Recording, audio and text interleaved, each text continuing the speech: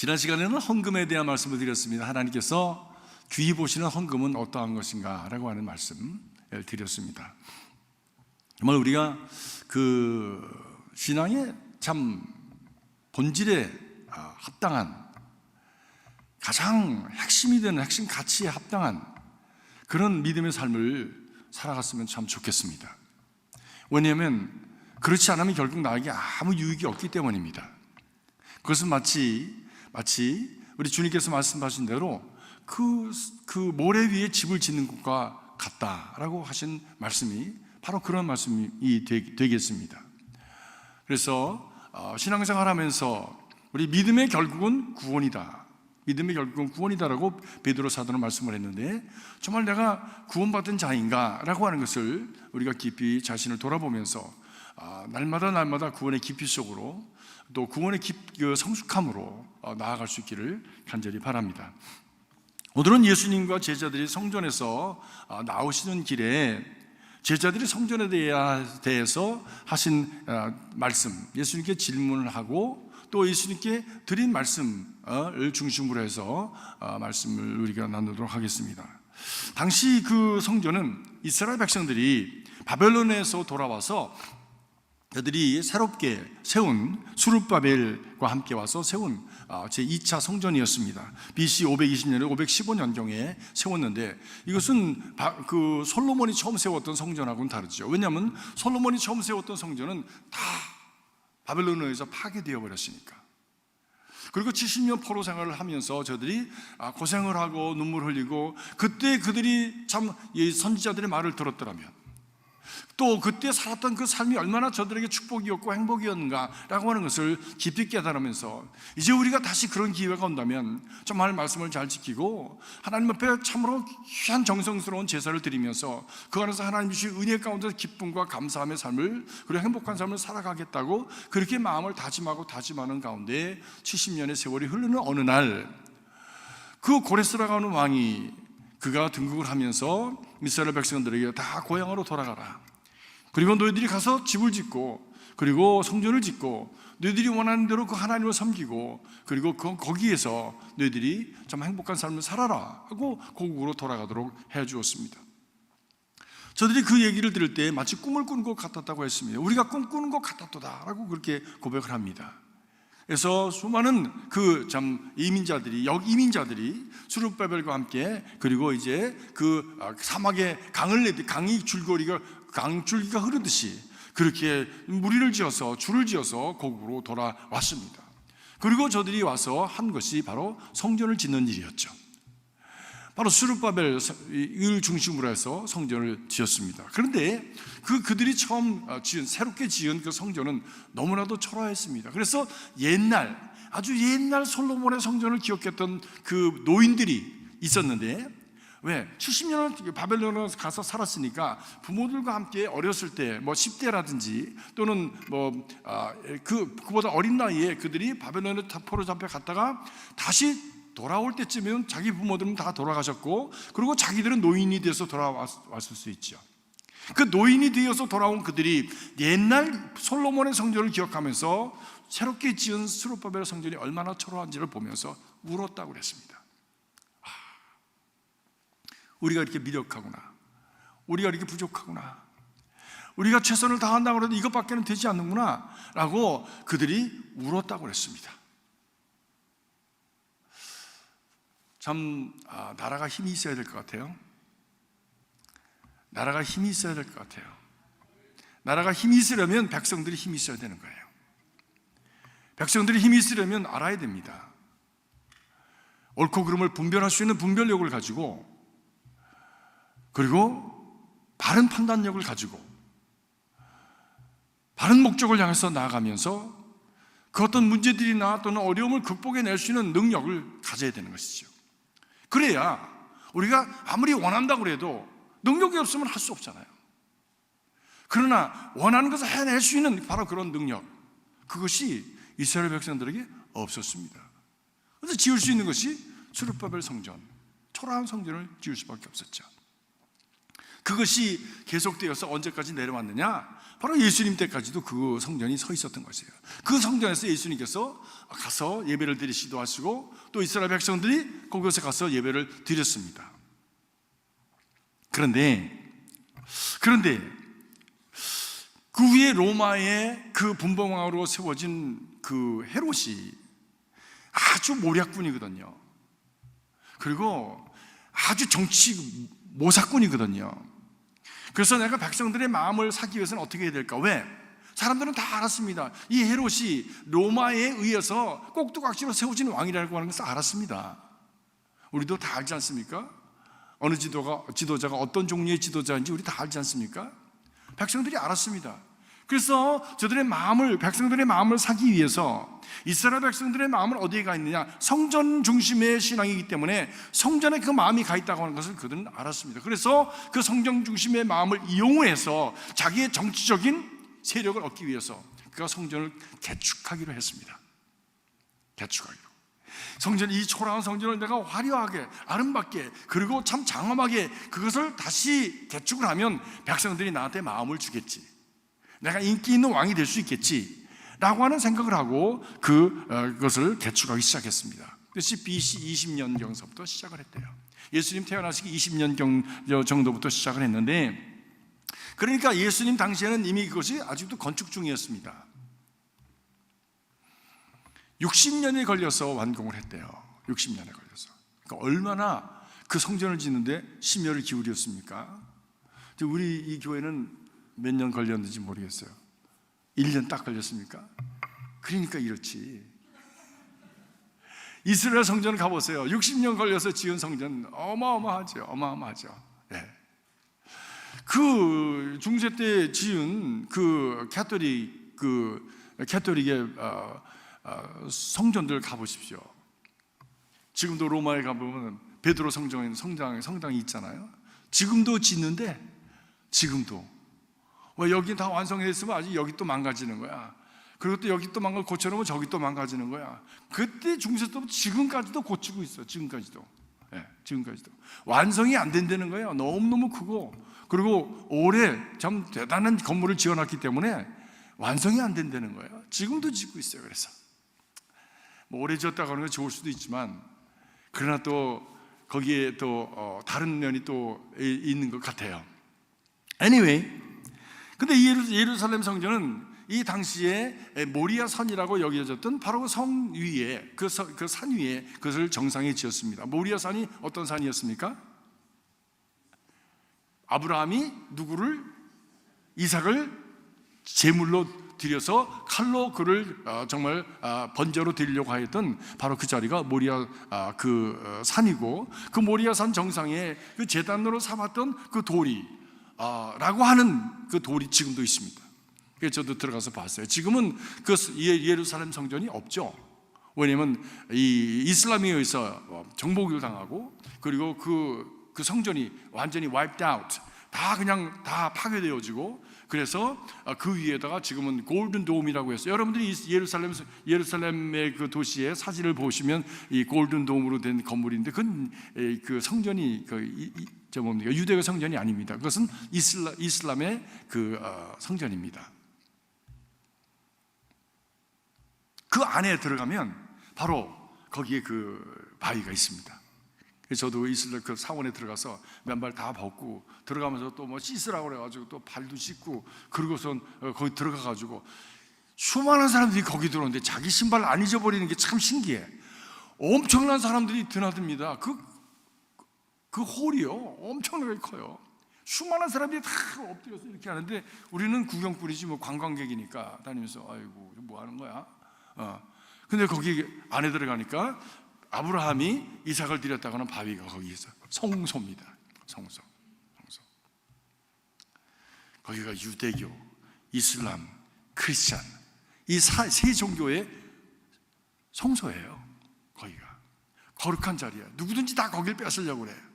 그래서 지금 유대교는, 이스라엘 사람은 바로 그 자리에다가 제3성전, 수르바벨 성전도 무너졌고 이제는 없어졌으니까 이제 제3성전을 지으려고 모든 준비를 다 끝냈다고 합니다.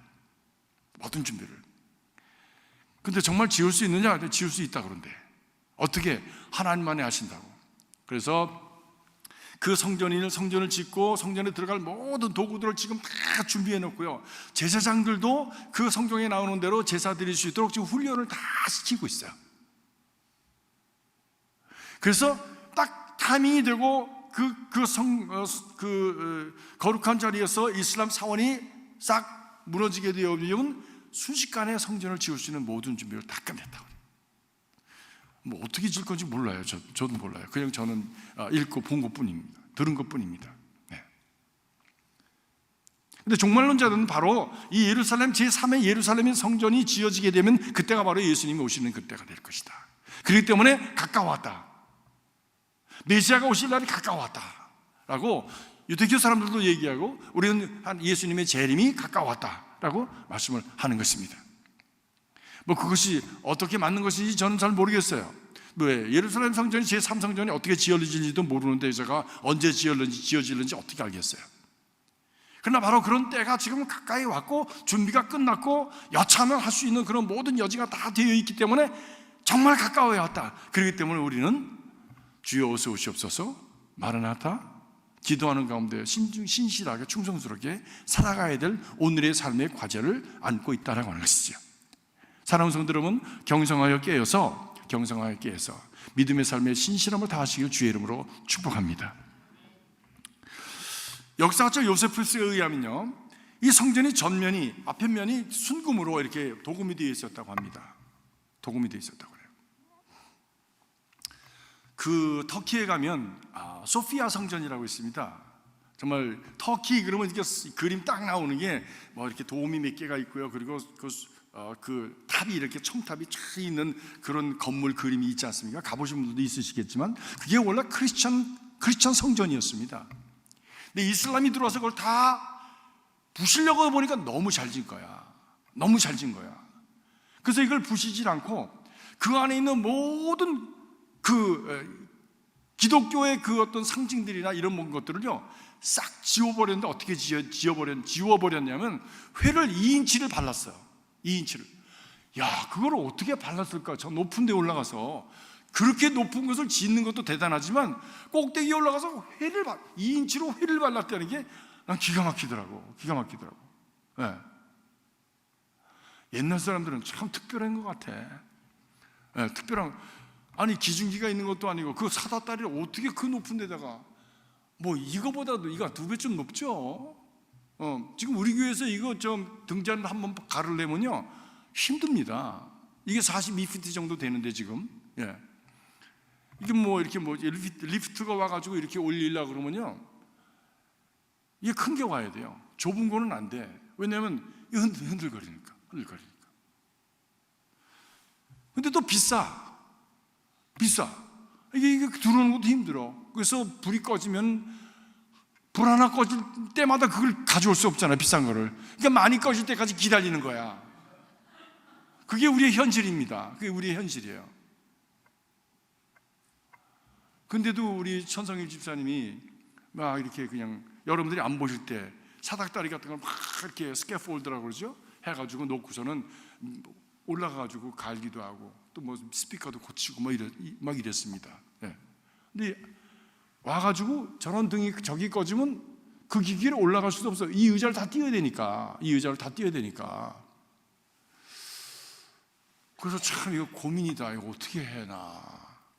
웬만하면 이렇게 2층으로 올라가가지고 여기다가 이렇게 이 장치가 있는데 우리는 그런 장치가 하나도 없어요. 그래서 참 힘들다라고 생각을 합니다. 그래서 관리가 좀 힘듭니다, 이 교회가. 그거 말고요. 지금 소피아 성전 얘기하다가 이 얘기였네. 예. 예루살렘 성전도 마찬가지예요. 예루살렘 성전도.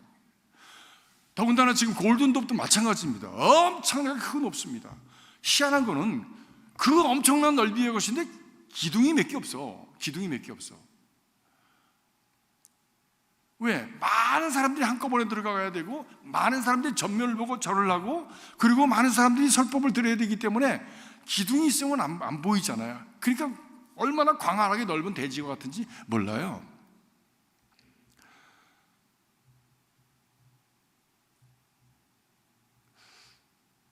예수님의 제자들이 그때 당시에 막 지어지는 그 수르바벨 성전을 개축하는, 그리고 야심차게 이 헤롯이 그 막 그냥 엄청난 돌을 갖다가 가져다가 건축을 하고 그리고 쌓아 올리고 그리고 그냥 새롭게 만드는 뚝딱거리는 소리를 들으면서 제자들이 예수님 대단하죠? 엄청납니다. 저 건물을 보십시오. 와 하고 감탄을 했습니다. 그 옛날에 지었던 성전에 수르바벨 성전 플러스 헤롯이 지었던 성전에 그 터가 지금 남아 있습니다. 그 터가 어디 있냐면 웨일링 워, 통곡의 벽이라는 데 남아 있습니다. 통곡의 벽 가보셨습니까? 통곡의 벽, 돌 하나가요, 그런 돌을 어디서 가져왔는지 모르겠어요. 물론 이스라엘이 돌이 많으니까 그랬겠지만 돌 하나가 저 키보다도 훨씬 큰 사이즈에 그 무게로는 몇 톤씩 된대요, 돌 하나가. 근데 그거를 엄청나게 높이를 쌓아가지고 그래가지고 성전을 그 위에다가 지었습니다. 그런데 주님께서 하신 말씀이 제자들이 이거 굉장하죠? 그랬더니 예수님께서 하시는, 제자들은 아마 그렇게 기대했겠죠. 그래 대단하다, 이야 하나님의 영광이 찬란하게 비치는구나, 뭐 이렇게 대답해 주실 줄 알았는데 주님께서 하신 말씀이 내가 이 성전의 영광을 보느냐? 이 성전이 돌 위에 돌 하나도 남지 아니하고 다 무너지리라 말씀하셨어요. 제자들이 충격을 받았을 거예요. 감동으로 말씀을 했는데 예수님께서는 그들의 감동에다 물을 확 끼치셨어요. 왕이 정말 야심찬 야망을 가지고 이제 성전을 개축을 하고 백성들에게 좋은 것을 주려고 하는 바로 그런 상황 속에서 왕의 그 자존심에도 참 못을 박는, 어떻게 보면은 왕에게 배도적인, 배역적인, 반역적인 그런 얘기를 했다고 하는 것은 아마 오늘날도 좀 문제가 되겠지만, 그러나 그 당시에 같아서는 잡아서 뭐 정치범으로다가 이렇게 올가질 수 있는 그런 충분한 조건이 되는 그런 발언이었을 것입니다.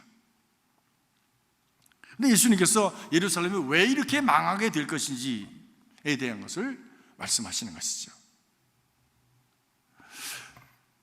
예수님께서 말씀하시고 오늘 말씀에 멸망에 가증한 것이, 14절에 멸망에 가증한 것이 서지 못할 것에 선 것을 보거든 라고 말씀합니다. 이 말씀은 다니엘서 11장 31절, 12장 11절에 나오는 말씀입니다. 멸망에 가증한 것이 서지 못할 것에 선 것을 보거든 그때가 바로 마지막이 이른 줄 알라 라고 말씀하셨거든요. 멸망에 가증한 것이라는 건 무엇일까?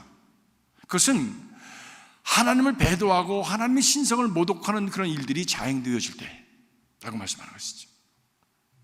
야, 이건 도저히 못 보겠다. 어떻게 저런 게 나와서 저렇게 모든 것을 파괴하고 나라의 기강을 무너뜨리고 그리고 참 국가의 존엄을 갖다가 무너뜨리는 이런 일을 함부로 할 수 있을까? 서지 못할 것이 선 것을 보거든 라고 하는 얘기. 아니 어떻게 성전에서 그런 일을 할 수가 있어? 그거는 성전에서 도저히 안 되지 라고 말할 수 있는 엄청난 신성 모독의 일들, 이런 일들이 일어나게 될 것이라고 하는 것이죠. 그것이 일어나게 될 때에 그때가 바로 마지막에 온 때를 알라라고 주님께 말씀하신 겁니다. 그 당시의 상황을 볼 때 이 말씀은 당시에 로마의 안티오쿠스 황제와 연결이 된다고 성서학자들은 말합니다. 안티오쿠스 황제가 유대교를 말살하고 로마가 다스리는 곳마다 그리스의 문화를 심으려고 했습니다. 로마 황제들은 그리스 문화의 신봉자들이었어요. 자기들이 정복을 했음에도 불구하고, 그리고 그리스 문화를 너무 사랑을 해가지고 온통 로마에 가면 다 그리스 문화죠. 동상이라든지, 그리고 그 참 신들의 신들의 그 작품 만들어놓은 그런 동상이라든지, 아테네에 가서 저 산속에 가니까 신들의 그 동상을 만들었는데 엄청나게 크게 만들었다고. 산 속에 산 구석마다 그 우상이 있더라고요. 크기가 그 동상의 크기가 아마 저 마이크 저 스피커 있는데 그 높이보다 더 높더라고요. 네. 그 정도로 하얀 대리석으로 해가지고 이렇게 세워놓고 그것을 문화적인 유물이요 작품이라고 해놨는데 옛날에는 그 앞에서 다 절했던 우상이죠. 뭐 요만하게도 만들고 뭐 저렇게 크게도 만들고 막 해가지고 그렇게 히람 문화를 심으려고 했습니다. 그런데 히람 문화를 심으려고 하면서 유대교 제단에 돼지 고기를 제물로 드렸어요. 그리고 그 좀 법궤가 있는 속죄소에 돼지 피를 뿌렸습니다. 그리고 성전 구내를 공창으로 만들었어요. 공창으로. 그 우상을 섬기는 사람들이 했던 일이거든요. 제물을 잡아서 피를 뿌리고, 그리고 제사가 끝난 다음에는 그냥 춤을 추면서 돌아가면서 그 고기를 먹고 술을 마시고, 그리고서는 올지 그냥 혼음으로 들어갑니다. 그 여사제들이 바로 제사를 드렸던 사람들인데 그 여사제들과 그냥 이렇게 그 혼음회로 들어가서 그때 낳은 애들이 그렇게 많다는 거예요. 그때 낳은 애들이. 그래서 로마 시대에는 내 자식을 별로 구분을 안 했답니다. 왜? 누구 자식인지 모르는 거야, 이게. 너무 도덕적으로 문란해서. 근데 그것을 도덕적으로 문란하다고 여기지 않은 그런 사회였죠. 그랬죠. 당시의 문화적인 어떤 그 흐름이 오늘날에 지금 이렇게 오고 있습니다. 오늘날에도 이렇게 흘러가고 있어요.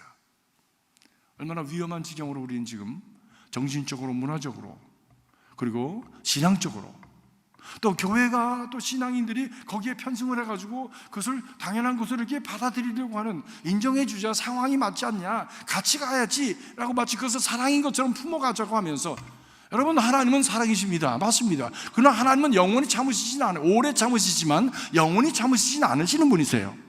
믿습니까? 그렇기 때문에 성경에는 심판이 있는 거예요. 영원히 참으신다면 지옥도 없어야 되고 심판이 없어야지. 왜? 하나님은 사랑이시니까. 그러니까 그 하나님의 사랑 안에는 반드시 무엇이 담겨져 있습니까? 심판이 담겨져 있는 거예요. 오늘도 그 심판에 대해 말씀을 하는 겁니다. 오늘도 영원히 갈 것처럼, 그리고 언제까지든지 갈 것처럼, 그렇게 자신들의 어떤 그 야욕과 탐욕을 가지고 그렇게 해서 참 신앙을 이용해서까지도 자기의 야욕을 채우려고 했던 헤롯의 그 불순함, 이런 것이 어떤 결과를 낳았는지에 대해 말씀을 분명히 해주고 계신 것입니다. 그리고 성전 내에 공창을 만들 뿐만이 아니라 유대교가 동상이 없는, 신의 상이 없는 그런 하나님을 섬긴다고 하는 것을 듣고서는 거기다가 무엇을 세우게 했냐면 자기 상을 만들어서 성전 군에 세웠어요. 그리고 거기다 절을 하게 만들었습니다. 이것을 황제 숭배 신앙이라고 합니다. 황제 숭배. 나는 신이다. 황제는 신이다. 왕은 신의 아들이다 라고 하는 그런 믿음을 그들에게 심으려고 했던 것이죠. 이것이 계속해서 AD 40년경에 칼리쿠스 황제 때 비슷한 일이 일어났습니다. 그 칼리쿠스 황제는 간질병 환자였다고 합니다. 미치광이였어요. 근데 이 황제 신앙을 더 강조를 했어요. 더 강조를 해가지고 나는 신이다라고 하면서 유대인들에게 그 황제 신앙의 그 상을 만들고, 그리고 거기에 절을 하지 않는 사람들을 막 처단하기 시작했습니다. 기독교인들이 그렇게 그 당시에 핍박을 받고 어려움을 당했던 이유 중에 하나가 바로 이 황제 신앙, 황제에게 절을 하지 않고 오직 하나님만이, 예수님만이 My Lord, 나의 주님이십니다라고 고백하는 그런 신앙을 고백했기 때문에 왕에게 있어서는 이 크리스찬들은 아주 몹쓸 사람이었죠. 기강을 문란하게 하는 사람들이었죠. 국가의 어떤 방향을 방해하는 자들이었죠. 그래서 처단해도 당연하게 여겼던 존재들이었습니다. 그래서 그렇게 많은 사람들이 죽었습니다. 많은 사람들이 죽었습니다. 이런 정말 서지 못할 것이 그 멸망에 가정한 것이 서지 못할 곳에 선 것을 보거든 이라고 하는 바로 그 말씀을 사용하신 이유는 바로 이것이죠. 이런 것이 서게 될 때에는 멸망이 오게 된다라고 말씀한 것입니다. 여러분, 주님의 말씀을 잘 기억하시고 시대를 분별하시기 바랍니다.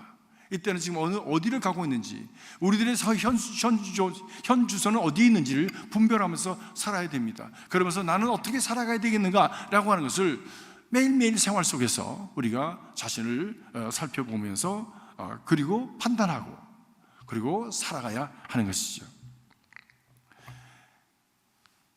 멸망에 가정한 것이 서지 못할 것에 선 것을 보거든 그때가 마지막일 때인데 그때 너희들은 경성하여 깨어있어라. 경성하여 깨어있어라. 지금 이 성전도 그 성전의 돌 위에서 돌 하나도 남지 아니하고 다 무너지게 될 것이다. 대단히 화려하냐? 대단히 자랑스러우냐? 영광스러워 보이느냐? No. 모래 위에 쌓은 사상 누각이야. 곧 무너지게 될 것이야. 정말 주님의 말씀대로 AD 70년에 그 성전은 다 무너졌습니다. AD 40년에 완성이 되었는데 불과 30년이 못 가서 그 성전은 다 무너졌습니다. 돌 위에 돌 하나도 남지 않고 정말 그 예루살렘을 로마 군인들이 포위해가지고 다 사람들 죽이고 포위한 가운데 사람들이 굶어서 죽게 되었대요. 근데 주님께서 오늘 말씀하니까 산으로 도망가라고 그랬잖아요. 이런 어지러운 상황이 벌어지게 되면 산으로 도망가야 된다고 말씀하셨는데 이 사람들이 다 성전으로 들어온 거예요. 그 성전 구내로 들어온 거예요. 왜? 성전 구내로 들어가면 하나님이 보호해 주신다고 여겼던 것이죠. 이스라엘 백성들이 가졌던 가장 잘못된 신앙이 무엇이었냐면은 나는 아무렇게나 살아도 성전에 들어가면 산다라고 생각한 거예요. 왜? 성전은 하나님의 집이고 하나님이 거하시는 것이고 거기에 법궤가 있고 거기에 아론의 쌍난 지팡이 하나님의 말씀이 있고 거기에 정말 그 하나님의 임재의 기적을 상징하는 그런 만나가 있었던 곳이기 때문에 하나님이 거기 계시고 누가 감히 하나님의 집을 함부로 대하느냐? 우리는 이 안에 있으면 산다 라고 하는 참 갸륵한 신앙을 가진 것 같았지만 주님께서 보시기에는 너희들은 그 신앙을 가지고서 나가서는 그렇게 살아? 나를 그렇게 귀하게 여긴다고 하면서 하나님 나에게 드리는 제사는 그렇게 엉망으로 드려? 상한 거 드리지 말랬는데 곰보 드리고 째보 드리고 그냥 눈 빠진 거 드리고 어차피 죽을 거니까 그냥 드려 싸구려로 사가지고 드리는 그런 엉터리 신앙을 가지고 와서는 날 보고 너희를 구원해달라고? 나 그런 재물 싫어. 그런 재물은 그만 가져와. 그런 제사는 그만 드려. 이사야서 1장을 여러분 읽어보시면 적나라하게 나옵니다. 적나라하게.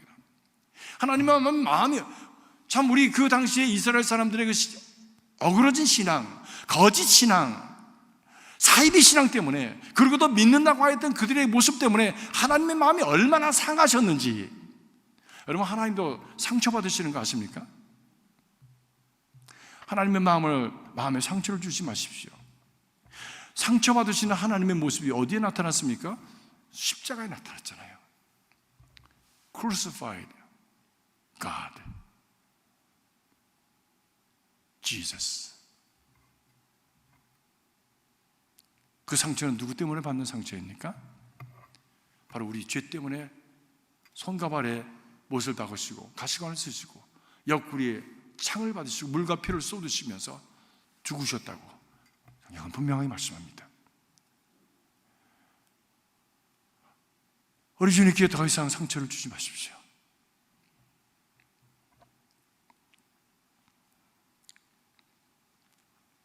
그렇게 거짓으로 예배를 드리고 가증하게 생활하고 그리고 정말 상한 제물을 드리고 하나님 앞에 그냥 마당만 밟는 성전 뜰만 밟는 제사를 드리면서 거기만 들어오면 괜찮다고? No.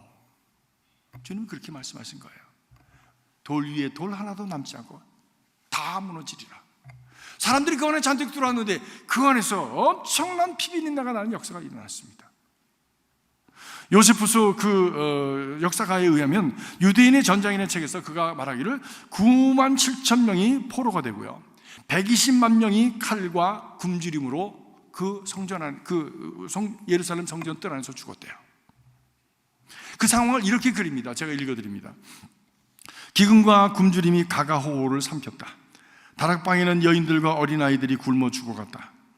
거리에는 노인들의 죽은 시체가 즐비하였고 젊은이와 어린아이들이 저작거리를 죽음의 그림자처럼 헤매고 다녔다. 온 도시는 죽음으로 가득 찼다. 죽은 사람들을 묻을 엄두조차 낼 수 없었다. 그래서 아직 힘이 있는 사람들은 스스로 먼저 구덩이를 찾아가 죽을 준비를 하였다. 곡하는 자도 없고 깊은 적막 속에 죽음의 밤이 깊어갔다. 더 참담한 것은 죽은 시체를 먹으려고 달려드는 사람들이 있었다. 초목조차도 찾을 수가 없어 어떤 이들은 시궁창으로 달려가 먹을 것을 뒤졌고, 신발에 가죽을 씻는 사람, 동물들의 똥을 먹는 사람, 심지어 자신의 아이들을 삶아 나누어 먹는 사람들이 많았다.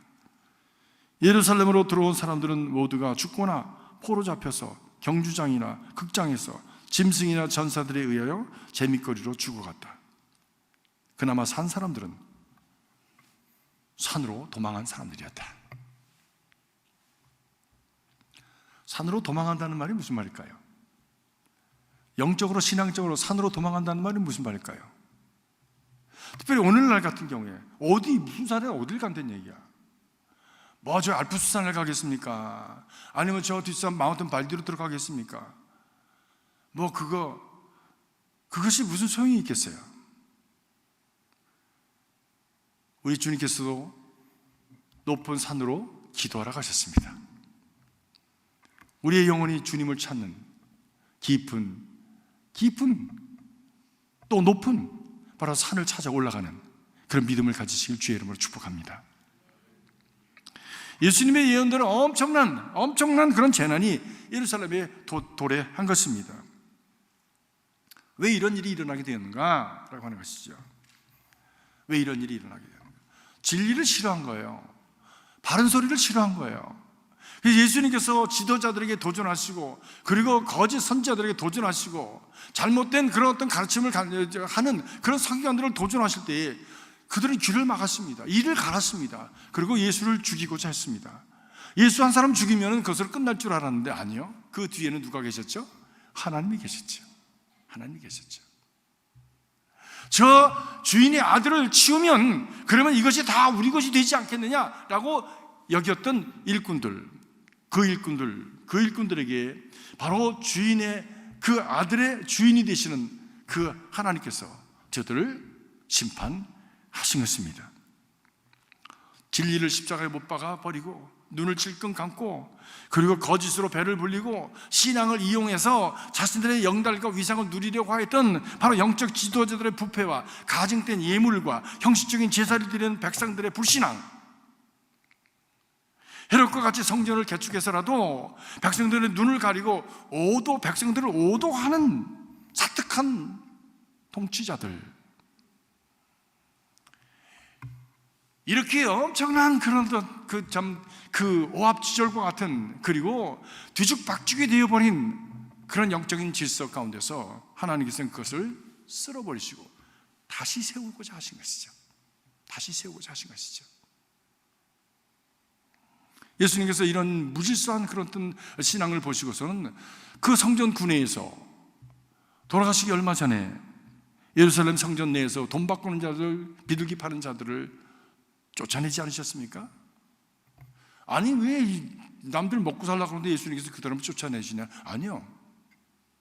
거기에 다 와리가 붙어가지고 그 돈이 어디로 들어갔냐면 제사장들, 서기관들, 바리새인들하고 같이 다 짜고 치는 고스톱을 친 거예요.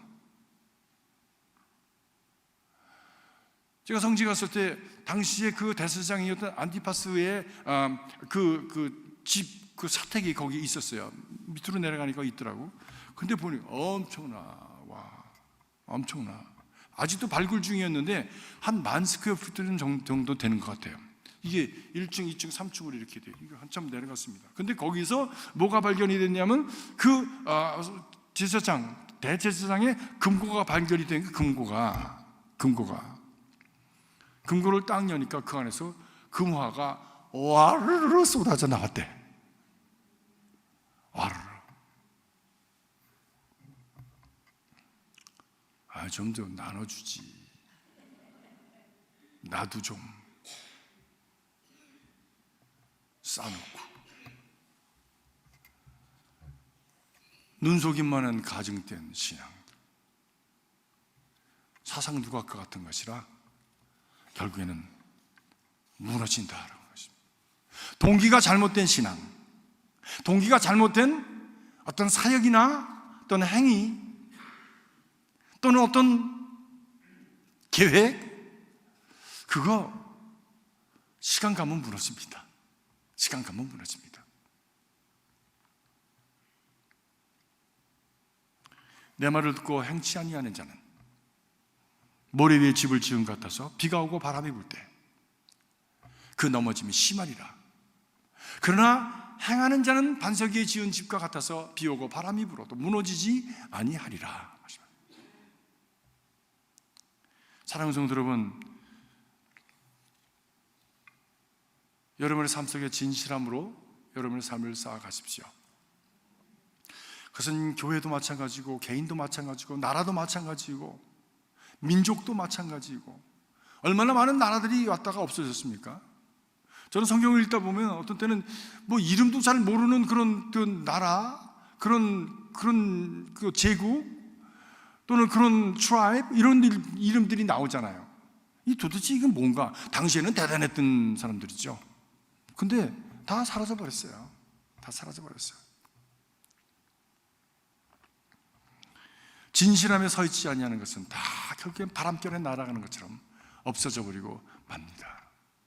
물론 우리가 항상 날마다 모든 면에서 100%, 100%다 퍼펙트하게 그렇게 살아갈 수는 없지만, 왜? 우리 스스로가 판단력이 부족하고 깨달음이 부족하고 우리가 다 모자란 사람들이니까 그럴 수는 없지만, 그러나 우리의 그 삶의 방향은 늘 진실함과 그리고 충성스러움으로 그리고 참으로 참 정직함으로 살아가야 되는 것이 우리 믿음의 사람들의, 우리의 삶을 가장 복되고 지혜롭고 아름답게 그리고 영원성에 잇대어 살아가는 존재로 가기 위해서 우리는 거짓하면 안 되는 것입니다.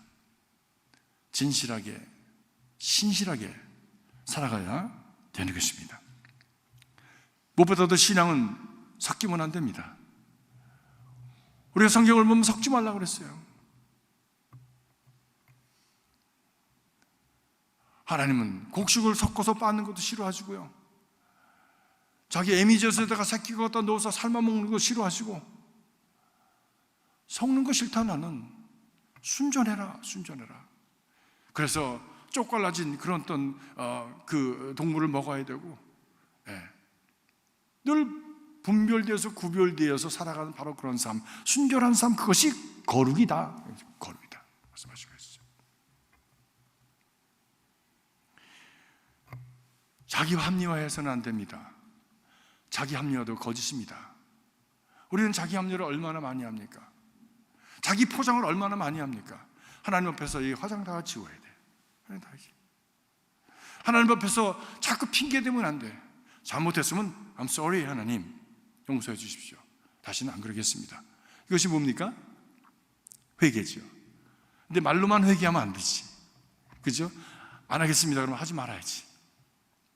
그리고 하나님께서 하라고 하시는 것을 난 하겠습니다. 도와주십시오 하고 주님의 손을 꼭 붙들고 다시 일어나서 나가는 것이지요. 내 입장에 맞추면 안 됩니다. 하나님의 입장에 맞춰야 되는 거예요. 하나님의 입장. 하나님은 무엇을 기뻐하시고 무엇을 말씀하시는가? 나는 지금 그 길을 잘 따라가고 있는가? 라고 하는 것을 자기를 살피면서 그 길을 잘 따라갈 때 우리의 삶이 흔들리지 아니하고 무너지지 아니하는 삶을 쌓아갈 수 있을 줄로 믿습니다. 부실공사하면 언젠가는 무너집니다. 부실공사하면. 제 친구 중에, 제가 한국에선 치과대학을 다녔잖아요.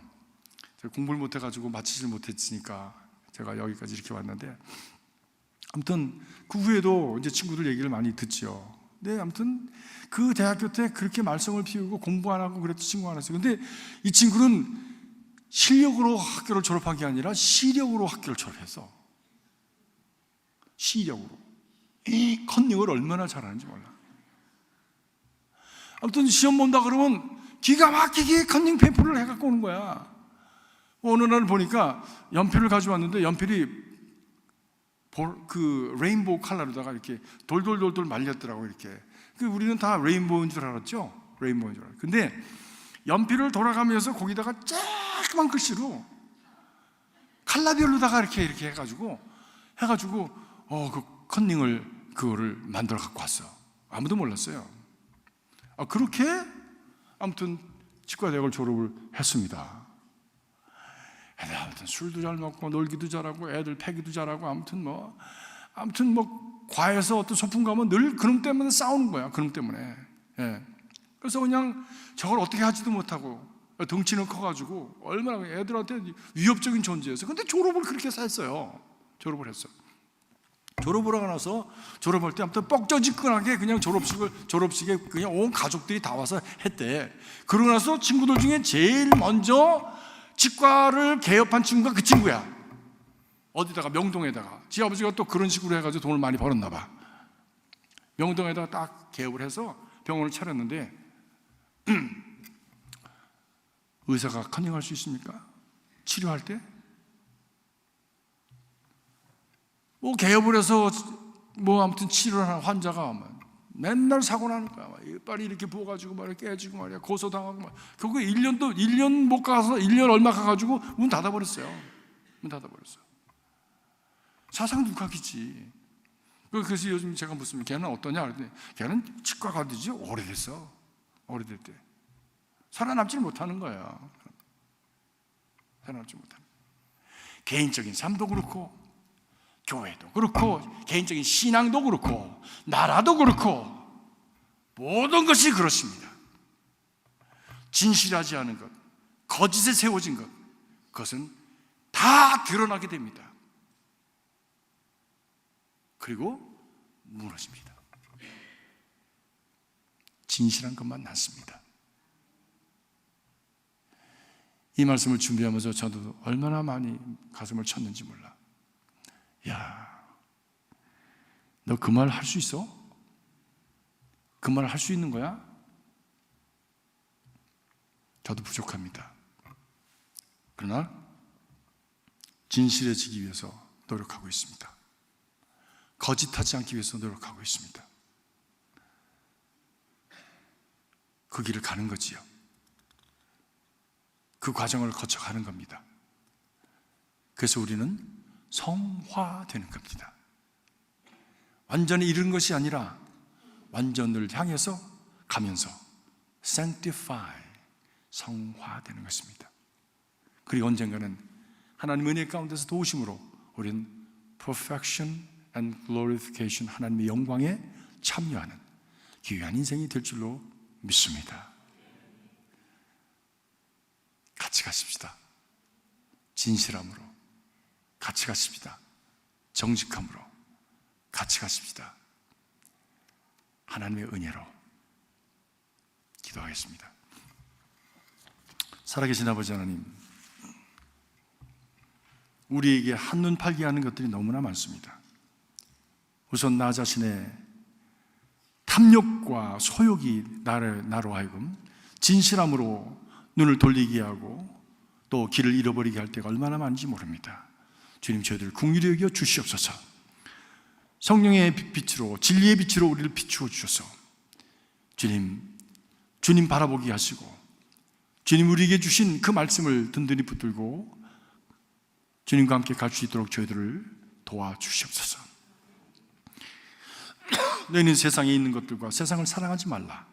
거기에는 하나님이 계시지 않는다고 하신 말씀 기억하게 하시고 세상에 있는 것들 때문에 속지 않게 하여 주시옵소서. 오직 참 진리이시고 참 진실하신 주님만 바라볼 수 있도록, 구원의 주여 온전케 하신 주님 예수를 바라보며 갈 수 있도록, 그 예수를 닮아갈 수 있도록 저희들을 도와 주시옵소서. 연약합니다. 도우시는 하나님 성령이여 저희들을 도와 주시옵소서. 예수님의 이름으로 기도합나이다. 아멘.